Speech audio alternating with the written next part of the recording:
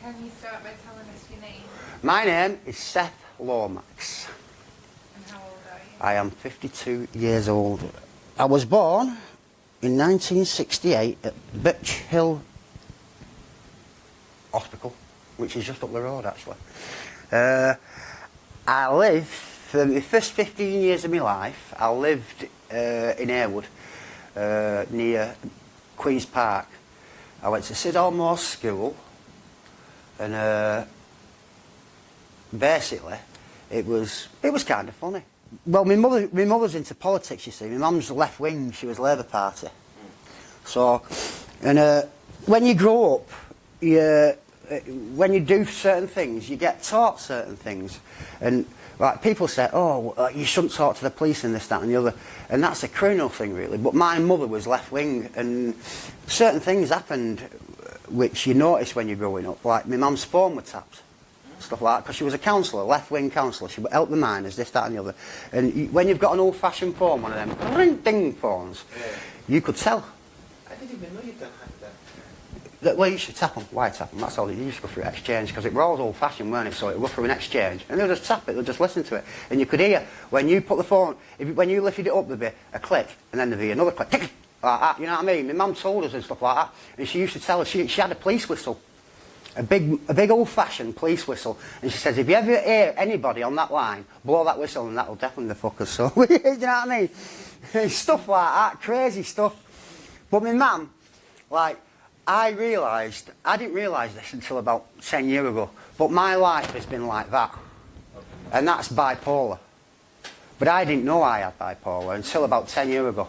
But I knew my mum was manic depressive, because my mum was like that. She got sectioned a few times and this, that and the other. And growing up, my mum said, listen, a lot of people are they don't like me, and you're going to get grief because of me. And she actually told me that, my mum. She said, you're going to get grief because of me, so you've got to watch your P's and Q's. You've just got to bite your tongue and don't get wound up, because some people are going to have a go. And it has actually happened. You know what I mean? I'll give you one instance later on what happened, and it's a real, like, you think, wow. And the truth is stranger than fiction, basically. Jack Nicholson said it once. Jack Nicholson said a brilliant quote. He said, there's only two people you should lie to. The truth, you should always tell the truth, but you should lie to the police and you lie to your wife. That's Jack Nicholson. And the truth is stranger in fiction, because I'm not the only thing, but strange things have happened. And you go, that happened to me? And you, wow, yeah, it did. So I grew up in Heroin. I went to Sidalmore School, which I enjoyed.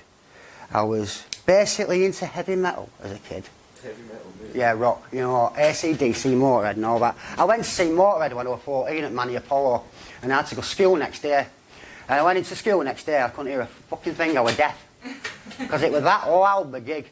Yeah. And then we got run over by Phil Lynott that night, running across the road. And I went to school the next day. I went to see AC/DC, I hitchhiked it to Birmingham. And I got a lift back, because I met a guy who lived in Heroin at the gig in Birmingham, and he gave me a lift right back to Heroin, so that was cool. Oh, just crazy stuff like that. I used to love school, because I was good at sport. I'm good at badminton, I'm good at table tennis, I'm good at tennis, because I've got a backhand. I'm good at football, good at rugby. I used to play cricket for Heroin, under 18s, because I couldn't bowl, yeah. You know what I mean? I thought, I'd love a game of badminton with you or something like that, you know what I mean? Because I want to find somebody who can play these games, because last time I played a couple of people, they weren't that good, and I don't like playing somebody who's... Yeah. You want to play somebody who's better than you. That's how you improve it. You better get a better game, don't you? Yeah. I don't mind losing, as long as I tried. You do your best, and that's it. And basically, that's my kind of ethos as well, is if you can't do something, say you can't do it. Yeah. But if you're going to do something, do your best. And I'm taught me that. She says, you always do your best. My granddad taught me, I'm not a Christian, I'm an atheist through and through. Because I'm left-wing and I don't believe in God. But my granddad was a Christian, and my granddad said to me, he said that you should always treat people how you expect to be treated yourself. Yeah. That's how you go through life, and that's how I go through life, you know what I mean? You don't be judgmental. Well, everybody's the same, you know what I mean? And I'd even fight for somebody's right to have a religion or believe in something like that. I believe in free speech. Even if I was sat here and a Ku Klux Klan guy was sat there, I'd let him have his say, because that's free speech. You might not like what he says, I might not agree with what he says, but you've got to allow people to have the say before they pull the guns out. you stop at violence. Do you know what I mean? Everybody's got to. I believe in free speech, Yeah. but a lot of people don't. Like in France lately, where they were chopping people's heads off and stuff. That really does get up my, because I'm non-religious, me, and I can't understand how somebody can do that in the name of God. I think that's just strange, chopping somebody's head off in the name of God. Yeah. Go on. Do you want to start? Yeah. So I went to Sidormore School. I got a certain amount of ovals, and then things started slipping in my life when I was 14. I moved out of my mum's house and I moved into my dad's, and it was a place called Ashfield Valley. And anybody in Rochdale who's lived in Rochdale long enough will tell you what Ashfield Valley was. It was a big block of flats where, what's it called now, the cinema and the pub. What's that pub called? You know where cinema is, Mackie D's and all that, B&Q. But down there used to be a massive estate like this, like at Fairlinge there, and it were called Ashfield Valley. And it was great, and that was back in about 1982, 83. I must have left school in about 82, 83, something like that. And what happened, I was living with my dad, and my dad, I was going to school for my last year, at 5th year at school, and my dad decided to go to Durham University for a year. But he went and stayed at Durham University. So he gave me the flat, and he used to come back every week and give me 50 quid. And I was meant to be going to school that year, but obviously I'm not going to school, you know what I mean? So you start smoking weed and you start taking whiz and all that, and eventually you start selling a bit of weed now and again and stuff like that. It's only teens, and there was no such thing as skunk weed back then. The only way we could get skunk weed, and it was funny, we used to have to go to Hume, and there was a pub called Spinners in Hume. And we used to have to go to Spinners, and then you go, and some big black guys go, "Hey boys, what?" And you go in, "We've got a bit of black, bit of squidgy blackies like that. What are you after? We can give you some Sensimilia." And all. Like, yeah. You know what I mean? Like little kids, 15-year-old kids in a Nix RS 2000. Like, hey, it's a fucking laugh. Because when you're young, you are invincible. You don't give a monkey's ass. I remember the first time I got busted. I got busted by 2 coppers, and I didn't realise until about a year later what had gone on. One copper, give me a cigarette, and I'm sat there, there's 2 coppers opposite me, one copper, and they're interviewing me, one copper, give me a fag, and I'm about to light it, the other copper pulled it out of my mouth and slapped me across the face like that, "You're not having a fag." And then the other copper, he went, "Here, do you want a cig?" I went, "Yeah," and yeah, bang, like that, and then about a year later I realised they were playing good cop, bad cop. But you don't realise at the time, because I was a 14, 15-year-old kid, you know what I mean, and you're like, wee. So, and the beauty thing about my life was when I was at my mum's, when my mum and dad got divorced, it was a bad thing, but they couldn't live together. My dad did homebrew wine, right? And he left, and I had a big house in there. It was like 5 bedroom house. It was two terraced houses knocked into one, so it was like 5 bedrooms, and it had a big attic. And he left an attic full of wine, homebrew wine. My dad, when he left.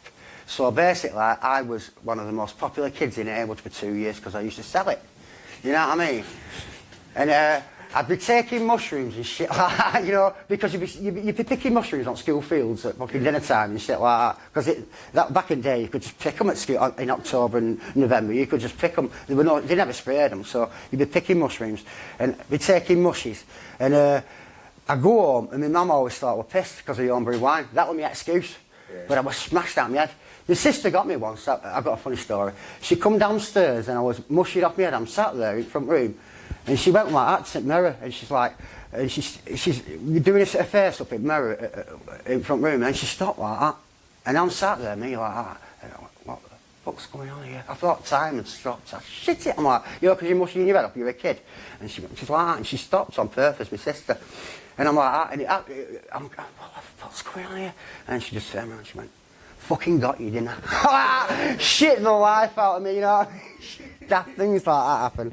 Like that. So you get onto mushies. But I quit smoking weed when I was 19 because I had a bad day when it like me with bipolar. Yeah. I had, and weed it's got THC in it. There's 2 active ingredients in weed. There's cannabinoids and THC. Nowadays, with all this skunk weed, they're leathered with THCs. You know what I mean? And they don't agree with me, THC, because they're very trippy. You know what I mean? I like cannabinoids because when you used to get squidgy black, that were full of cannabinoids. And cannabinoids basically chill you out and give you munchies. But THC blow your brains out, you know. To say I didn't get on with THC, I don't mind trips, acid, because we used to have acid quite a bit. And the only drug what really changed my life was when I was 20 and I started taking E's. That was about 88. Yeah, doing what we were doing. And the main drug what changed my life were E's. I loved E's. Because when it hit in 88, it was like something different. It was, oh wow. And I used to go to certain clubs. And everybody's been to Hacienda. Yeah, I love the Ass. I used to love the Thunderdome on Oldham Road. Conspiracy. There were quite a few of them. What else? Were Paradise in centre of town. Dulce. Home. And then there were ones like Hard Times in Mansfield and Shelley's in Stoke and stuff like that. They were great clubs. And but I think they're very strong gigs. Yeah. You know what I mean? And before you know it, you're taking 10 a night, 15 a night. Oh yeah. Because you're not going any further. It's just you can't get any higher on it. You just become ecstasy, and that's it. It just lasts longer. So before you know it, you start out doing drugs like that with a gang of people. You start out going out on a Friday night, then you're going out Friday night, Saturday night, and then after about 2 years, you're having 6 months out non-stop. You know what I mean? You're doing it all the time. And I could DJ as well. Yeah. I can mix on 1210s, Technics, yeah. And because I can play one of them things, I can do that as well. So, you know what I mean? And I could do that. But I never took it serious. I thought it was just a laugh with me. But a lot of people do take it too serious, you know. Yeah, you know what I mean? You got somebody who's carrying the box and all this, that, and you're like, where you're a bit freaky. And there was a tune called Shine On. And it's, you know, I hate Shine On, the tune. And if anybody ever played Shine On, I'd fuck them up. I used to put pills in the drinks and shit like that. Yeah, because I used to run a club, help run a club in Isle of Man. And we used to get DJs over there. And they were a grand a night, some of these DJs, you know what I mean? But if they played Shine On, that was it. They were getting pilled, putting a taxi and fucked off like that, you know. You know what I mean? Even the guy out of D-Room, bye-bye. He played Shine On. Big mistake. Don't play Shine On. So they don't know not to play Shine On. You just put... funny as fuck that. I love these. And I never lied to my parents about drugs. I never lied to my mum about drugs. I never lied to my dad about drugs. You know, my dad's very hippified. My dad's like, oh, what's it like that? Not like that he'd take it, you know what I mean? And I think he smoked a bit of a weed back in the 60s, my dad. He's dead hippified, my dad. He loves Bob Dylan and Rolling Stones and plays a banjo, and he's really laid back, my dad. But my mum's not. My mum's very anti. She collects causes like badges, my mum. Yeah, do you know, like, you're in Labour Party, you're a member of Greenpeace, you're a member of Amnesty International. I'm a member of all these bleeding things. I'm a member of the Co-op Party, Labour Party, Amnesty International, Greenpeace, blah, blah, blah, blah, blah. I actually turned around to her once, and she turned around to me once, funny, she went, you disappoint me, Seth. I went, why? She said, you're not gay. And I went, that's just another fucking badge you want. A gay son. Thank you. Sorry to disappoint you. You're not gay. My mum went Mayoress, that were a funny one. Yeah. You know that, don't you? Christ, yes, she was Mayoress of Rochdale, that was funny. In my life, I had my first little girl when I was 28, and I had my second little girl when I was 30. And I didn't want to do what my dad did. Fuck off and leave, you know what I mean? And I weren't in love with the lass. It was basically, she got pregnant straight away, but I weren't going to just piss off and leave her to it, you know what I mean? And she worked up to her job of looking after the kids, and I went through, it must have been about 4 years of hell with social services in there, under child protection and everything. The kids finally got sorted out, they got fostered out, because I didn't want to carry on taking them on, because I knew 6 months down the line I'd have the mother knocking on my door going, and you square one again. And you know what I mean? I wanted them out of the way so they could fucking get on with their lives, and I've got a real good relationship with the girls. Obviously, for certain reasons, I don't keep them very close because of drugs and this, that and the other. I don't want... But I never lied to my girls. I said to my daughters, I said, listen, you know I take drugs. And I always say, I said it to both girls. I said, I'm never going to tell you not to take drugs, but I'm going to say, you've got to know who you buy your drugs off. You never take drugs with people you don't know. You've always got to trust people you know. You've always got to... And you've never got to be where people could take advantage of you. You can take whatever drugs you want, but you've always got to be in control. I'm never going to say, no, don't do this, don't do that, because that just makes me an hypocrite. Yeah. And I'm lucky because I've got two absolutely beautiful, clever, fantastic little girls. I'm a granddad now as well, but it's strange. I've got a grandson and a granddaughter now, but they're off my younger daughter, which I thought was, I didn't think she'd go first. But that's that, innit? That's life. But they're getting on with life. They're alright. They're too beautiful, clever, streetwise. Because with life, you need a mixture of both intelligence and common sense. Yeah. A lot of people have got both. Well, have got one without the other. But you need a mixture of the pair of them. You know what I mean? Because otherwise, you're going to get taken advantage of. I know quite a few people who are intelligent, but they couldn't hold their own in a party. They couldn't hold their own in a club. They couldn't hold their own in a group of people. You need to be able to hold your own in a group of people. You need to be able to chat. You don't need to be able to bullshit. You just need to be able to explain yourself, pass over certain opinions and this, that, and the other, and listen to other people's opinions as well, which is the main thing. At the moment with this Donald Trump shite in America, they're split right down the middle, and nobody will talk to each other. They hate each other, and you think you're daft. You know what I mean? Because you're not going to get anywhere like that. You've always got to... And it's amazing with over here, with... if something goes wrong over here, there's an knee-jerk reaction. Blame the immigrants. That's all they ever fucking do over here. It's a knee-jerk reaction. It's blame the immigrants. And anybody who gets on a rubber dinghy the size of that bed and fucking crosses the fucking channel, they deserve a knighthood, never mind a fucking... I think they should you should give them fucking Buckingham Palace for doing shit like that, mate. I don't believe in borders. I believe that there shouldn't be any borders. I work like a twat to fucking stay in Europe, but we lost. And Boris Johnson goes on about as though we got buried. We lost by 3%. It was that close. But it's... And I hate all that, mate, because you should be inclusive. You shouldn't be sat on the sidelines going, oh, we're better than you. You know what I mean? You should be inclusive, because you're better off with a say than not having a say. And I think it's dead old-fashioned where people, I believe in borders and this, that and the other. There shouldn't be borders. It should be like Star Trek, where everybody's... Tony said that today, actually, very funny. She said it should be like Star Trek, and I agree with her. No borders. I'd never believed in borders. Because if anybody who comes across the channel in a dinghy the size of that, they deserve a knighthood. You know what I mean? I think good on them.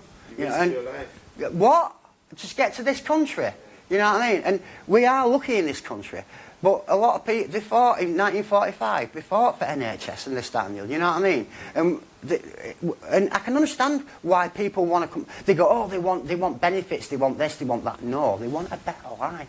That is all they want. They're not coming over here to rape your daughters and rob your houses and this. They're coming over here to work. Because a lot of jobs nowadays, there's no such thing as the working class in Great Britain. There's people up there who do decent jobs, and then there's benefit class. That's it. The working class are the Europeans, the Poles and this, that and the other, who were doing jobs. I remember I was floor laying for 15 years. And I loved my job. I absolutely... Because I was working with my best mate. And it was never in the same place at the same time. It was anywhere. You used to work up and down the country, and it was great. And you meet that many different people. But the beauty of it is I saw the country. You know what I mean? I would never have seen this country without that. And you can imagine if you're going up north, like you're going up near Lake District and this, that and the other. And if you're going up at night, because you've got to work the next day, and you're driving up at night, if you drive up near Lake District and places like that, look up at the sky. Blows your head off. You can see Milky Way and everything, you know what I mean? It is amazing. You can see it all, you know. You can't see it out because of light pollution in a city. But if you go up there and stuff like that, you go, wow, what is that? It is beautiful, yeah. You know what I mean? And I used to love my job because it's automatic. When you get good at something, you can do it with your eyes shut. And some crazy stuff's happened with that as well, but that's another thing. And but that finished in 2008 because when it went bump, when all banks went fanny far up, that's when we had to quit that.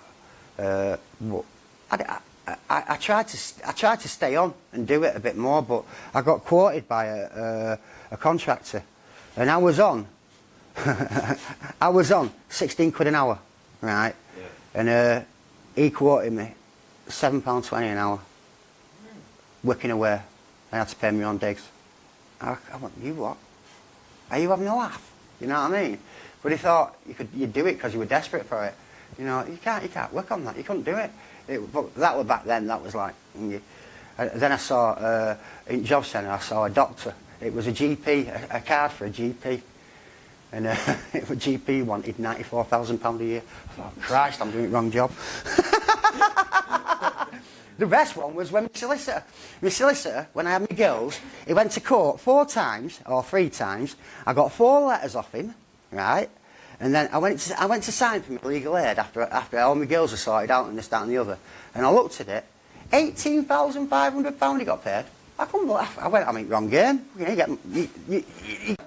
Ecstasy, I got into ecstasy. Obviously you get into everything else, you get into coke and all the rest of it. It's just a party drug basically, you're partying around. And I'd never tried heroin. I never looked down at people on heroin because I knew a woman and a bloke. The woman's a solicitor, and the bloke, they're not married anymore, but yeah. They were both back on. This is back in 1989, 1990. They were both on heroin, and they were keeping it together. And I never thought any different. I'd never seen anybody inject or anything like that. You know what I mean? Because you don't, unless you hang around with people like that, you're not going to see it otherwise. Yeah. And I'm all for drugs being social. If you're going to take a drug, sit down and have a chat and have a laugh and make it a social thing, you know what I mean? I don't agree with heroin, people going in the toilet, digging and this, that and the other, because one thing is, you're being antisocial by buggering up out the room doing it, and 2 things, you could die in that toilet, and you're going to screw somebody, you know what I mean? And a lot of people do it, and I'm lucky, I've not seen a lot of death in my life either, which I have. Well, give me some bloody wood, I want to touch that wood, there you go. I've not seen a lot of death. The only drug overdose was one up near Janine's once, and that was it. And I was lucky I never saw that. I weren't in the same house or anything, but I've never seen a lot of death. Because my mum and dad are still alive, and they're both 80s now. My mum's in her 80s and my dad's in his late 70s. So, but my dad's as fit as a fiddle. He won't play me at tennis anymore, the bugger though, because I can beat him. You know what I mean? He didn't like it when I beat him. Can I make another cigarette? Yeah. Yeah, he did, because I enjoy stuff like that. I used to playing Johnny Velvet at tennis once. He says, "Oh, I can play tennis." I went, "Oh, can you, Johnny?" Yeah. So we go to Springy Park. I'm there with me 1 bat and a tube of balls. Johnny Velvet turns up. He's got a sweatband on his head. He's got a pair of shorts on. He's got 6 tennis bats in a bag. And he can't even hit the fucking ball. You know what I mean? I served and he went, he had up gear, but he couldn't do it. I was like, oh no. Embarrassing. Because I used to play badminton in Rochdale. You got a card, a Fit 4 card. It cost £6.50, I think. And well, it cost £6.50. I know it cost £6.50. And on a Wednesday, they used to have a badminton club, and it was good. I used to play people at badminton. I still got 2 badminton bats. I love tennis as well, but you've got to have a backhand at tennis. It's a bugger. Backhanded. You know what a backhand is, don't you? That side. Yeah. That's your backhand. Yeah. How long have you been playing tennis for? Since I was, must be about 6 or 7, because my mum and dad used to take us down Queen's Park when we were kids. Yeah, well, I used to have all that stuff, because I used to live near Queen's Park. Like I said, that's where I grew up, down Haywood. So when my mum and dad were together, they were like, we had a big house. It was like 2 terraced houses. We had one house, and then my dad bought next door because it was cheap. And like I said, my dad was dead artistic and hippied.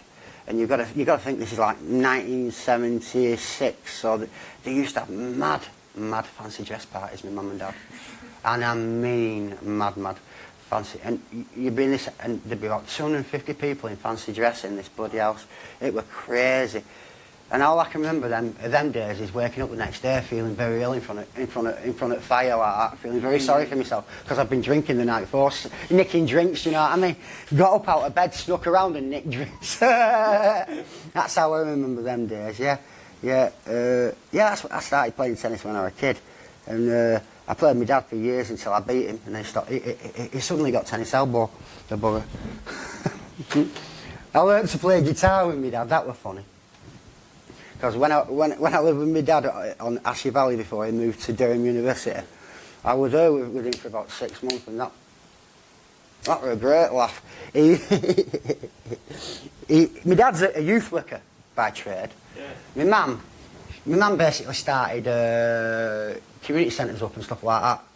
There's at least 3 community centres in here which she started, and youth clubs and stuff like that. My dad's a youth worker. He used to start youth clubs and stuff like that back in the day. That's when they were funding for such things. Nowadays, there's no such thing as funding for them anymore. You don't get youth clubs anymore and stuff like that, which is... But nowadays, kids don't go out anymore. Anyhow, they all stay in the bedrooms playing on them. That's all they do, innit, you know. There's no such thing as bonfire night anymore, is there? You know what I mean? Last night, bonfire night, I don't think there was a bonfire in Rochdale. You know what I mean? When I was a kid, I used to go out collecting bonfire wood for a laugh.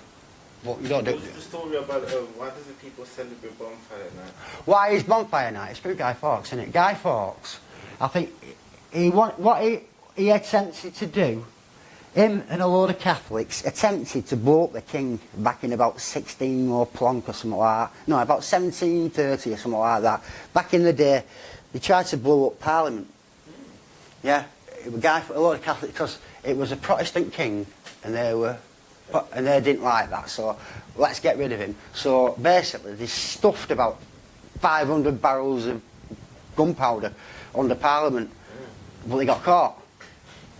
There's a lot of about it, you know what I mean? People reckon they got set up and this, that and the other, which they probably did, you know what I mean? Because if you're into MI5 and spying and stuff like that, they're not fake, them people, they know what they're up to, so it probably did get set up. So that's why Guy Fawkes is remember the 5th of November, bonfire night. He tried to blow up.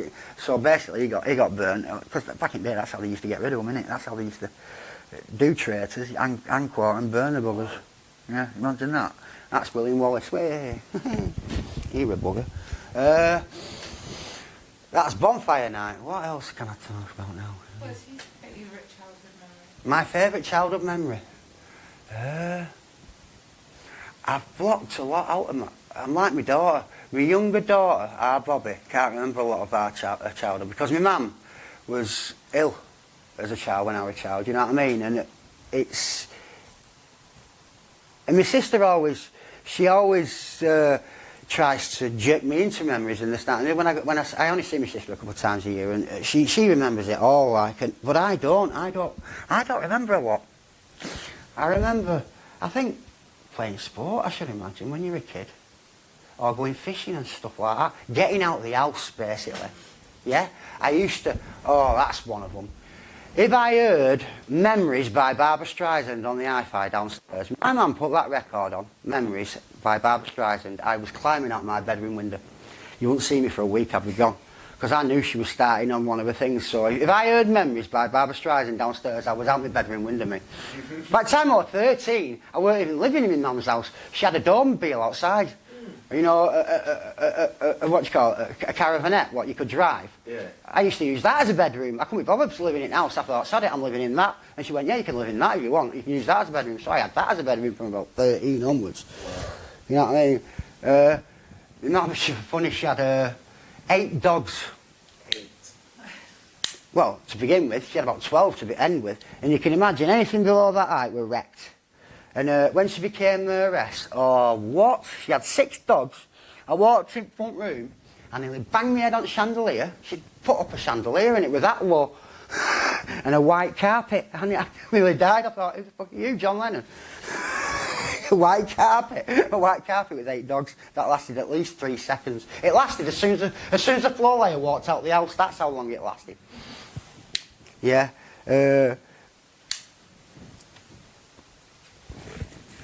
Good memories, I don't know, I was messing about basically as a kid. Because it was different back then. You used to go out and play. And it was different when I had my little girls on field.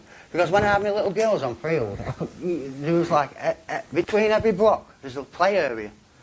And people used to keep an eye on your kids, do you know, Gary would understand this, do you know what I mean? The people, you know what I mean, you could let your kids play and somebody else's or it'd be my turn. I used to sit on landing and play guitar and keep an eye on kids and stuff like that.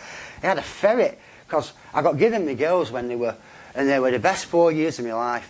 The girls got taken away off the mother when my youngest was 4 and my eldest was 6. And they were taken off the mother and given to me, and I had a 3-bedroom flat on field. And I quit work, and they were the best 4 years of my life bringing them little girls up then. But I won't go into any detail, but the mother moved back onto the estate after 4 years, and she got her hooks back into the kids, and I couldn't, you know what I mean? They were a bit older by then. They were like 12 and 13, and they wanted to move back to the mother, so things popped up big time. But they were the best 4 years of my life having them 4 little, because it's not hard bringing up kids. All you got to do is talk to them. They're great kids. They're fantastic, you know what I mean? I used to play, we used to go to Manchester Natural History Museum. They've got a Tyrannosaurus Rex there, you know, and they've got mummies there, they've got all sorts there. And going on bus, used to play Yellow Car. We'd have all the bus playing Yellow Car. You know what Yellow Car is? If you see Yellow Car, you get a point. And not just me and my kids playing it, the old bus would be playing Yellow Car. I used to play rounders at my mum's. Do you know a game of rounders? Start off with me and my 2 daughters, a game of rounders. If somebody's walking the dog along canal, are you joining in? Yep. Before you know it, there's 25 people playing round. You know, stuff like that. That's what you get up to. That's what you do. Just to get kids involved. Oh, and this, I had to. Because, we went through bleeding nightmares we did at times with social services. They were crazy. But social services, I don't blame them, because I actually spoke to the lass at the end of it all, and her caseload was fucking horrific. She had 52 fucking cases. But I weren't asked. I was asked about my case. I weren't asked about the other 51. I was asked about mine. You know what I mean? She went, oh, my casework's really hard. I went, I don't give a shit.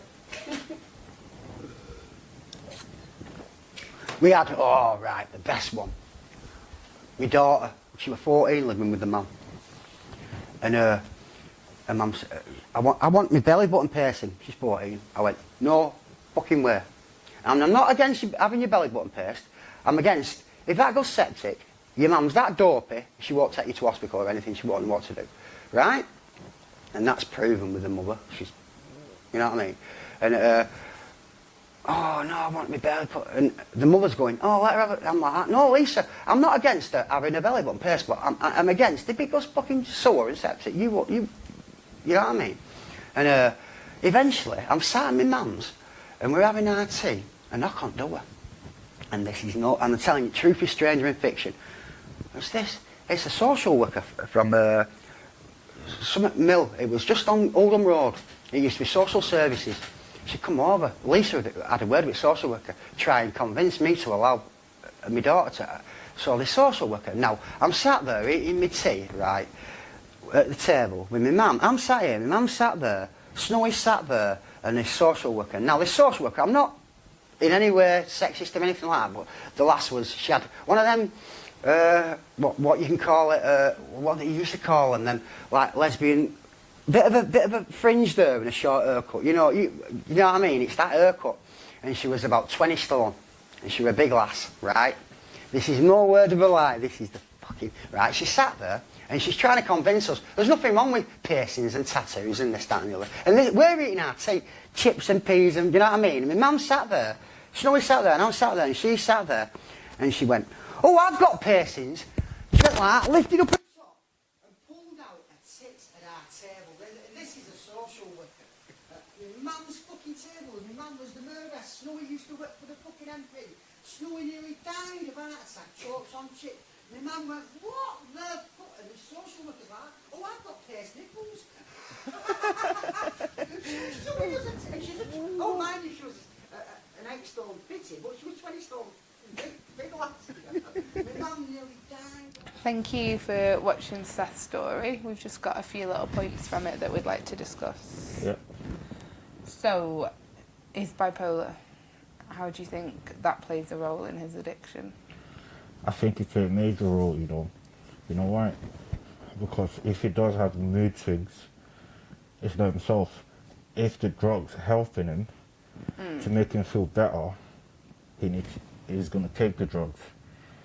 True, when he's like experiencing a real low, Yeah. So he's not himself. the drugs are going to make him feel better, calmer. Calmer. And then that's back into mental health. But then surely, if he knows he's got it, he must be on medication for it. Yeah. But if the drug making him feel much better than medication, Then the medication does. You're going to go, yeah. he's gonna go for the drugs. Yeah. No, yeah. How do you think his dad giving him his flat at like 14, 15, how do you think that affected the outcome? It affects a lot because when you're 15 years old and you get free house, Freedom. that's that freedom, you know. No one's watching you. Because at that age, you've got no responsibility. It's not like you have to get up the next day and go work or whatever. You can skip school. You can literally do whatever you want. You can't have friends over. Parties. So that's what you start taking the pills. Yeah. And Yeah. the weed. And the weed. Because that's when he started taking weed, and then that's when he started dealing as well. I think if he didn't have that freedom, Mhm. it would be so different. The outcome would have been different. If he had someone at 15 years old watching him, Guiding him. guiding him, you know, make sure going to school, it could be different, but you never know. You never know. No, that's it. You can't look. You never know. You never know. No. You never know. You never know. No.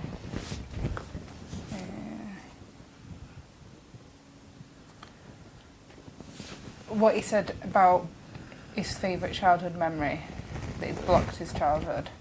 Because from the video and what he says, like, it sounds like he had a pretty normal, standard childhood. He sounds Like, happy. he doesn't mention anything. But he does sound happy though. Yeah. Like he had everything. You know. He gets on with his mum, he gets on with his dad. Like, I know they're not together, but he didn't seem to... He was quite matter-of-fact about that. But the idea that he's blocked his childhood surely suggests that maybe it wasn't all...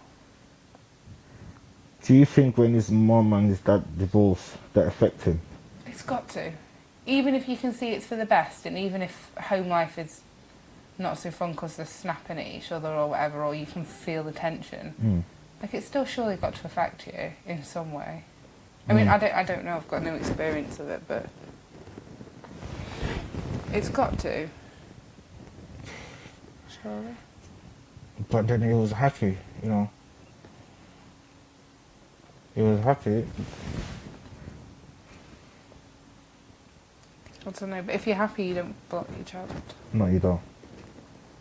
You don't block it. Like, to not have a favourite childhood memory, or like because he can't remember it, or he's trying not to remember it. Yeah. But I think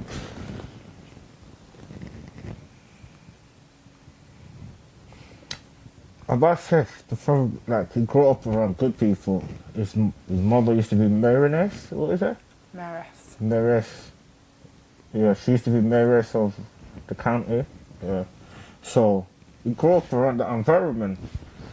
Good people around him. But Strong people. strong people, but what does it turn him around? You know, what make someone like that growing up in a good family make him turn to drugs? You know. Only he knows. Well, even he might not know the answer to that. I was going to say only he knows, but he might not know what made him turn. But I don't think you can look at people's upbringing and be like, that's the reason they are or aren't an addict. Because you get plenty of people from terrible backgrounds that aren't addicts. Yeah. If anything, it's made them be like, I'm going to work harder and get away from this. But some people cope. Like, have you ever seen that thing? A guy was an alcoholic and had two sons.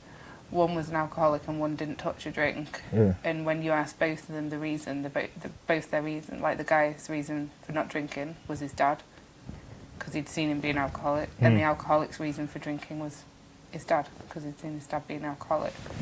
So both same upbringing, same dad, two different perspectives. Like, I guess it depends how you see things. It depends how you see things. Yeah. It must be hard to be an addict, you know. Yeah. It must be hard. I can't imagine, like... Because first thing in the morning, You want that fix. you need that. You don't want it, you need it. It's different between you want it, you need it. To even function and go about your day. You need it. You can't move. And he loved opium, and that's heroin. And that's the one that you can't just... Heroin affects you physically, you know, it's not like crack. Crack does affect you mentally. You want crack, you don't need crack. Heroin, you need You it. get physical withdrawal Yeah, symptoms. sick. So, for you to function, for you to get up, for you to walk, you need that fix. And you do whatever. You do whatever it takes. And that's where some people say that addicts are selfish and that, but I don't think they are. Like, it's just their addiction They're not- stronger than anything. It just depends on morals, right? Look at Seth. He doesn't steal from shop. He doesn't do that. What he does, he plays music. You know, that's his morals. You know, that's how he's gonna get his money. That's his moral. He's not gonna do robbing someone. But you don't know if he was pushed. As in, like, if one day he made no money from that or whatever, and he Yeah. literally had no money, you don't know how far that addiction would push him. Whether he would then drop those morals, depending on how bad he needs a fix. All right, then. I've got a question for you. I've got a question for you. Okay. Would you blame him No, for taking would you blame him for stealing? because it's not him, it's his addiction. Like, I think addiction's a mental illness. Do you think it's mental illness? It, like, literally rules your life. I don't think they can make a decision and think it through soundly, because all they're thinking about is getting that fix. Do you think it's more selfishness then? I think the addiction makes them selfish. I don't think they're selfish. I think the addiction makes them selfish. For Because me, all they're thinking about is that drug and themselves. They're not thinking about anyone else. For me, personally, I think it's a poor decision. You know, it's a poor decision. You know, it's a mistake. But it's hard to rectify that mistake. You can't, can you? Like, you can't. It's hard. People done it, but it's hard. But then you get some other people love doing it. They love doing it, but they want to stop at the same time.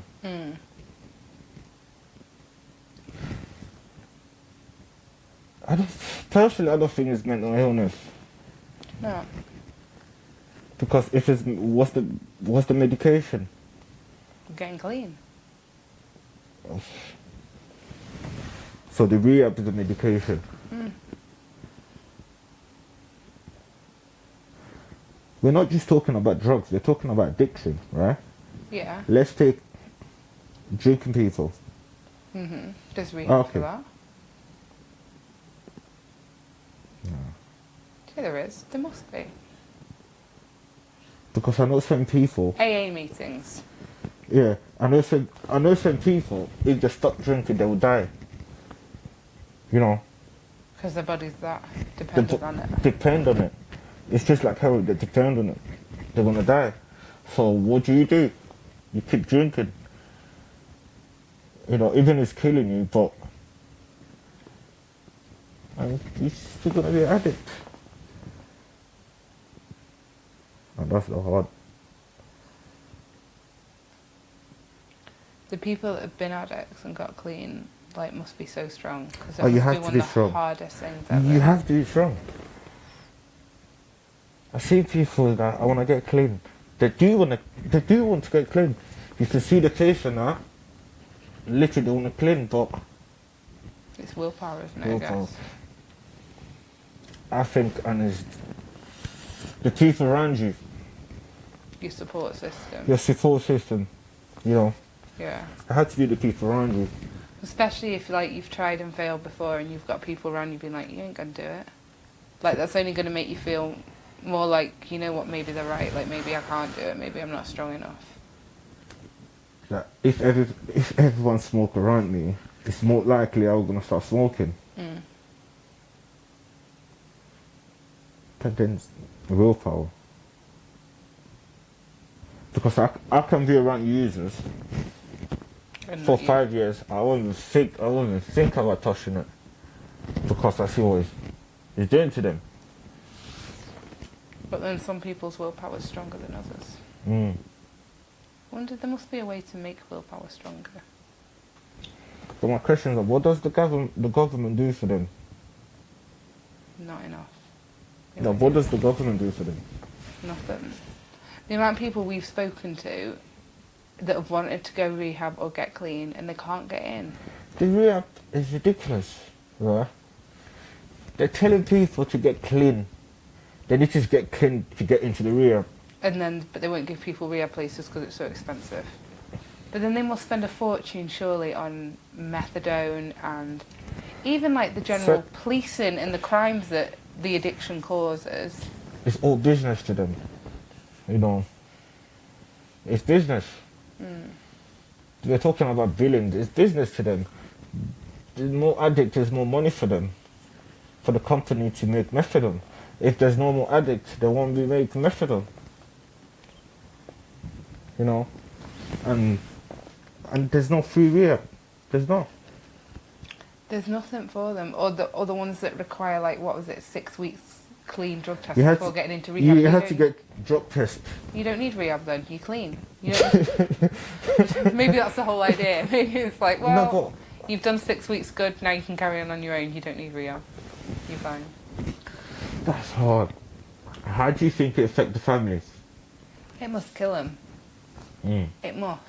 Well, Imagine seeing that kid that you've brought up, that you've got all these hopes and dreams about what they're going to achieve and how their life's going to be, and see them completely destroy their lives themselves.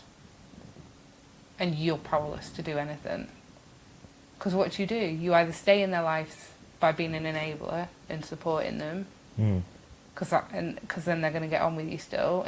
But if you express your disapproval or tell them to stop or say you're not happy, then your kid's going to have nothing to do with you.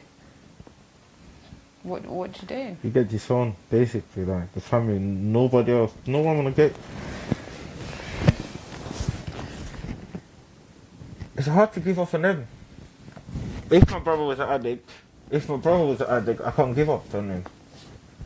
You know, but But how would you go about it? You wouldn't.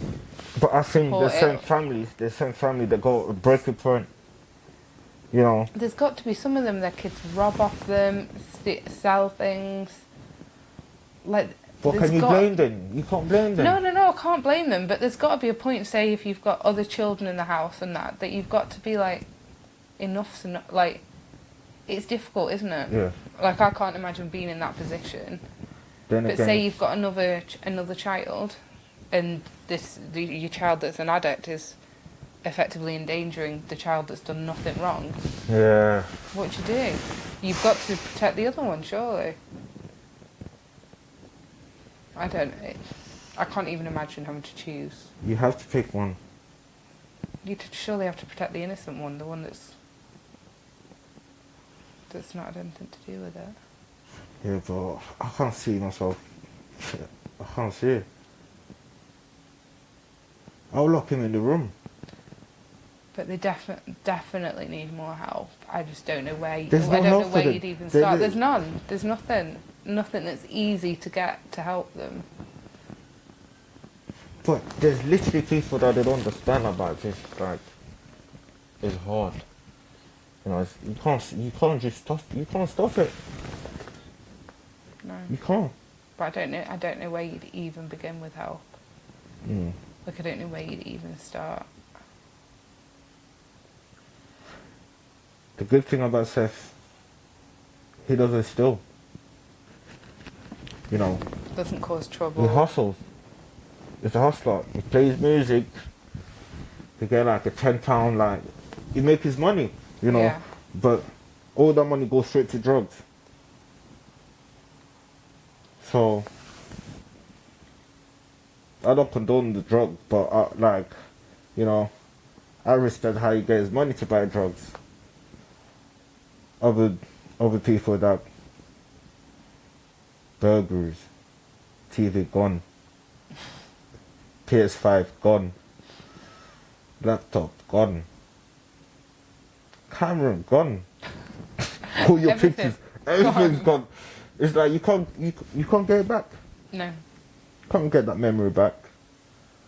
So when I see Seth play his music, you know, you have to respect that. And he does have a good relationship with his daughters. Yeah. You know, they do talk. He still sees them. And if your dad was a user, how would that affect you? Because it's easy for them because they chose that path, you know. But it's the family that had to accept it as well. They had to deal with it, you know. I think surely you'd just feel sad. Like for your dad, wouldn't you? The shame. I'll feel ashamed. But also the advice he gave his daughters then, like how do you, like that to me it's a sticky subject. No, I think it's a good advice. If my son wanted to do drugs, I want him to do drugs with people that he trusts. Yeah, but surely your first advice would be not to take drugs. 100%. But he's not giving them that advice. But you can't control. I might tell him don't do drugs, but when it's out there, you can't control what's out there. It's dangerous out there. You know, I want him to be open. Talk to me about it. Sit down. Get Rizla. Billy Spliff. Because, you know, if my son want to smoke weed, I want to watch him smoke weed because I can't stop him. You know, if I go hard on him, he's going to do it out there without me seeing it. So I can't stop him. It's much better for me to supervise him. Yeah. So I think that's what he's trying to tell his daughter and that. So the best option, obviously, don't do drugs. There's a lot of things that your mom told you not to do. Don't even go there. Mainly be friends with you, but yeah.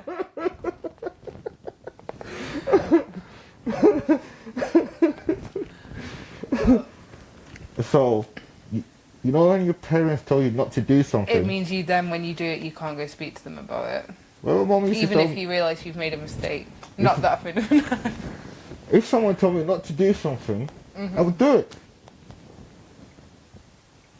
That's just you, though. I don't think Do you think so? I think that's just everyone.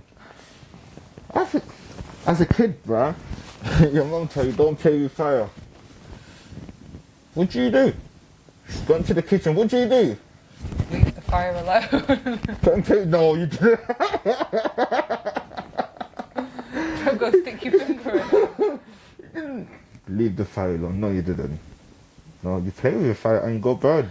But do you know people that, I can't remember what it was exactly, but people that have like suffered some sort of trauma in their childhood, because you learn that as a child, like fire's hot, don't touch it. Yeah. That part of their brain doesn't work, or it doesn't work as well. So if they've had trauma in their childhood, or they've had like a traumatic experience, or like sexual abuse or any kind of abuse, that bit of their brain doesn't work properly. They don't learn that hot things hurt when you like. You're telling me this, right? I know, I need the actual facts in front of me. Don't bring. But it's true, it's true. I just don't know the exact word for that. Let's talk about it. Right? You're telling me if your daughter do something wrong, you spank her, yeah? Not beat her up, a little slap. But I think that's I think that's classed as child abuse. Is it? Yeah. In Scotland, you can get a jail time for it. You're not. Might be Wales. Go sleep, yeah? You're not slapping him like that, like. I got licked. Yeah? And look how you turned out. So, that was my point. You trying to say my brain's not working then. But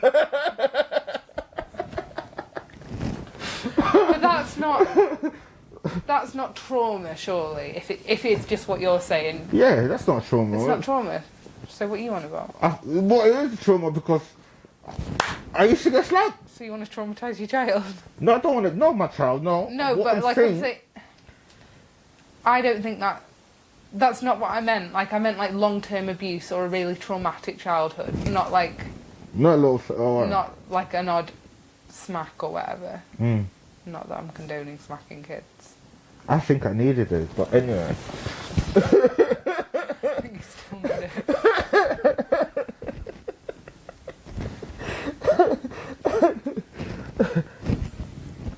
So yeah, Seth is a different, you know, and he's into his politics. He's smart. Of course. Smart. Yes, I think some social service. And I know what they say, that they're overworked and underpaid and stuff, and I get that. But it's not like a job where you're typing stuff up or whatever. Like, you're effectively affecting the rest of people's lives. Like, Yeah. it doesn't matter how overworked or underpaid you are, you need to do your job properly. But at the same time, I think that they got a lot of cases. They must have so They much have on a their lot plate, of and the cases. pressure. Like, The pressure you have to go through. If you make a mistake and that kid stays in an abusive home and then gets killed because you've made a mistake, You made and that been mistake. like, it's fine. You can't. And you can't make a full judgment. No. So I get that they maybe have to be overcautious sometimes and investigate everything because they don't want to be accused. Like, if a child died and someone come out the woodwork and be like, well, I reported it to social services 20 times and they never did a thing. Like, I get why they have to investigate every complaint, and They do. They have to. they have to, because it's They a have to. child's life at the end of the day. But yeah, definitely don't think they do the best Useless. job in the world. The Kafkas. I'm sure they're not all awful. The Kafkas. They're even worse. All The right. Kafkas worse. I feel like we've got off subject slightly.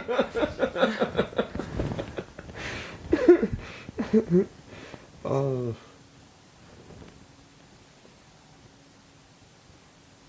About his mum. Because I think his mum got bipolar as well. She's definitely, yeah. Is- Or depression or something, wasn't it? Depression. Because he said whenever he heard that song, Yeah. he just But had do you to get think out of the that? house because he knew that Do you was the think that start. goes through the family? Like, I think it does. I need to fact check all this stuff, but I'm sure it does. I'm sure if your parents have got like depression or bipolar, I'm sure it makes you more prone to it. I'm sure it does.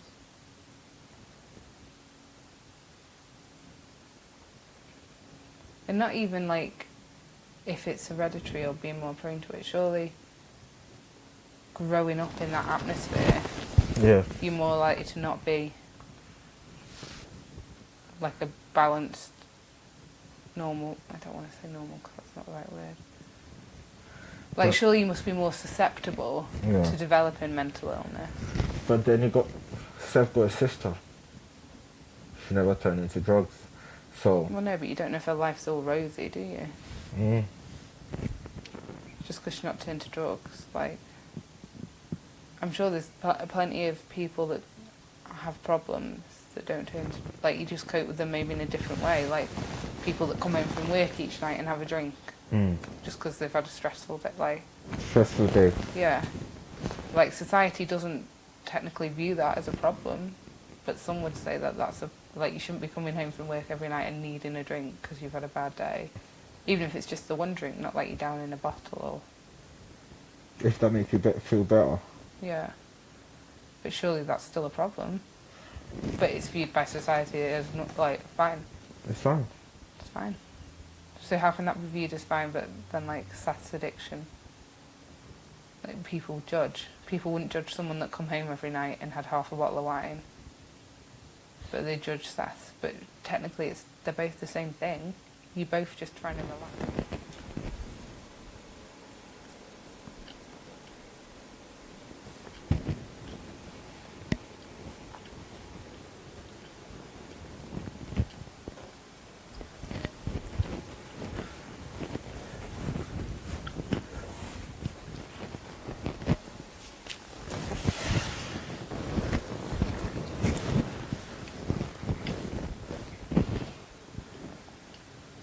I'm ready when you're ready. You're recording eating, you know. Fantastic.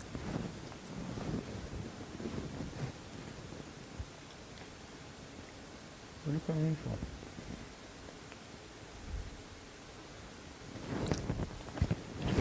for? It is a mental illness. I got a question for you, Sarah. Put your phone down. We'll finish eating. Gobbler. I'll gobble you in a minute.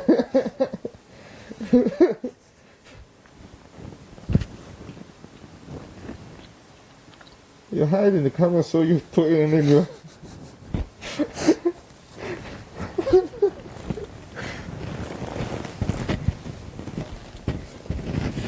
I got a question for you. Do you think addiction is mental illness? Yeah. What makes you think that? It's medically proven by top scientific associations. So if I'm addicted to cigarette,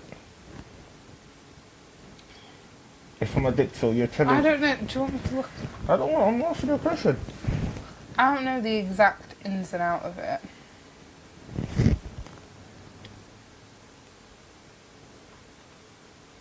They define addiction as brain disease, as a brain disease.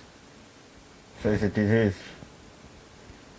Addiction is a disease then. Yeah. Because in the 30s, when scientists first began to study it, there was the view that addicts were simply those that had weak willpower. Addiction wasn't seen as an illness. It began to change as advances in research and technology revealed that repeated use of drugs actually led to physical changes in the brain that inhibit self-control. That's interesting. Yeah.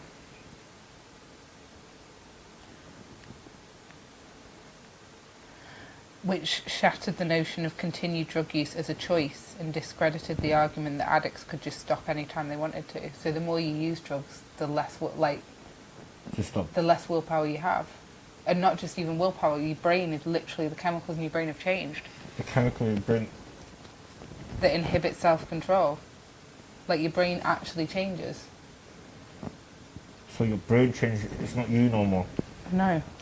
But you see some people being drinking for 20 years and one day they just snapped. One day they just snapped and stopped drinking. Yeah. I think it's just poor decision. And selfishness. People are selfish. But I think it's the addiction that makes them selfish. Obviously, same as what you've just said a bit like. They should just be able to stop. Yeah, And then people say the same about depression. Just be happy. Stop thinking about it. It doesn't change, like, depression's actually an imbalance in your brain. And what they've just said, addiction's actually an imbalance. Like, your brain changes. It's an imbalance. You haven't got as much of whatever it is that helps self-control. But Just like you wouldn't go tell a depressed person, just be happy. trying to be happy. But you wouldn't say that either. No. So why tell an addict to stop, or why expect an addict to just stop? But then there's nothing medically they can give you to make that chemical change in your brain. No. You've got to want it enough, I guess. So it just depends on your mood. It's poor decision. So it's nothing. It's like literally scientifically proven it's mental illness.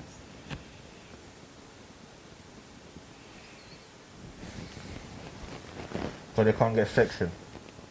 I don't think so.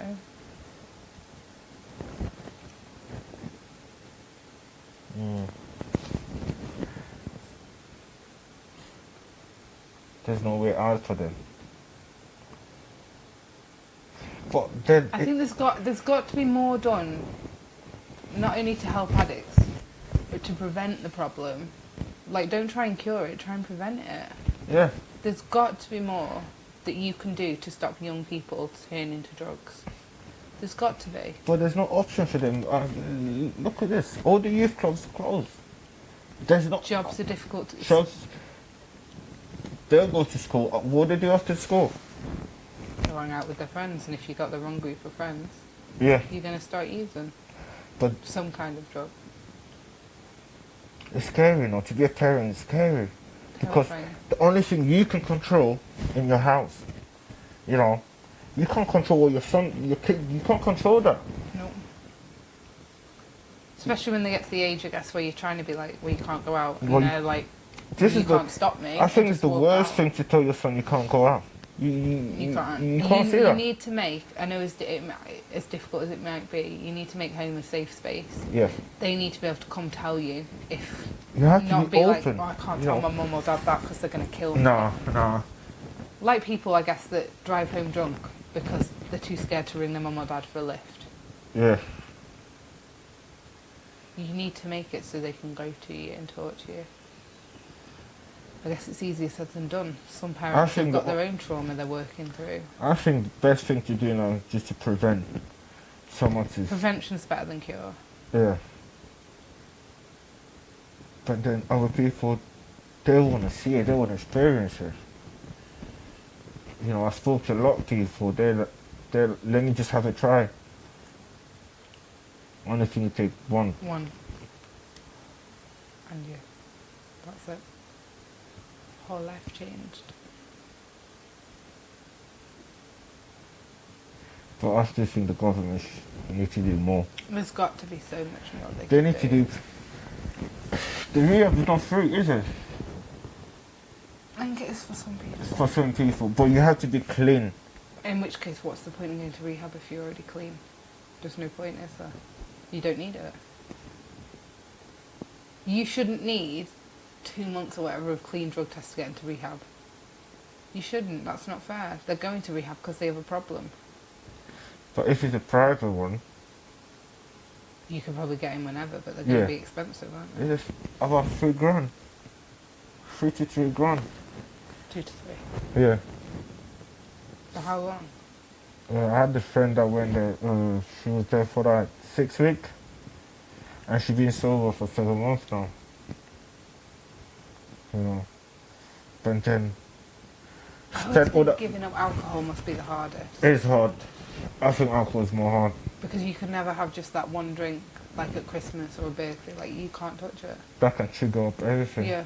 It's at least like crack and heroin. Once you give it up, like, that's it, isn't it? Yeah. You're not then expected to at Christmas. Then Have a hit. you see alcohols everywhere. You go shop, you see a bottle. Easy to get, not illegal to get. You can just buy it from the shop. I think alcohol do more damage. Personally. And the weird thing is, it's more socially acceptable. Yeah. Like, people have a laugh about being out and being drunk, and To some extent. You know, everyone loves a drink, but it just depends how you're pushing it. yeah, like You if know. you down a whole bottle, that's when you might have a problem. Yeah, but who done the old bottle? I don't know anyone that's.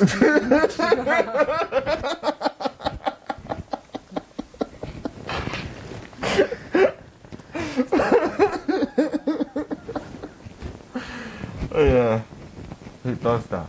I don't know. I don't know. Especially at like lunchtime, who does that? I don't know. But it depends. Sometimes Occasion. it's still alright. Sometimes, yeah. So, I literally hope that Seth get clean one day. You know. It didn't sound like he wanted to, particularly though. I don't think he sees his lifestyle as a big problem. He's quite happy how he is. He doesn't see it as a problem. So why would he quit? He Do you- doesn't want to stop. He's not that bad. He's got a roof over his head. He still eats. Like, as much as an outside person, you may look at it and be like, that's not a good lifestyle. Yeah. To him, he's like, it's not awful. It's not awful. It's not causing him any major problems yet. But He didn't sound like he wanted to quit.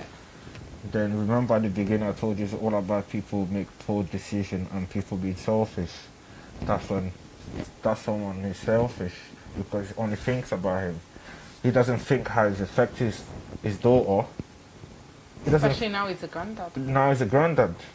You know, that's why I see some of the youths are really, they're selfish because he might be alright with that lifestyle, but it affects the community, it affects his family. But he doesn't think about that side. It's all about him. What make him good, he doesn't care. You know, I don't mean on the bad way like he doesn't care about his family. He does care about his family. But he doesn't care about how his family think of him, you know. but he loves them. So that's what I'm saying. More usually they're selfish and poor decision. And it all depends if they want to change. If you don't want to change, If you don't want to change, you're not going to, are you? You got nothing to. And some of them, they don't think they have a problem. And that, if you don't think you have a problem, Why are you going to change? you ain't changing for shit. Yeah. Thank you very much for watching. We'll see you again soon.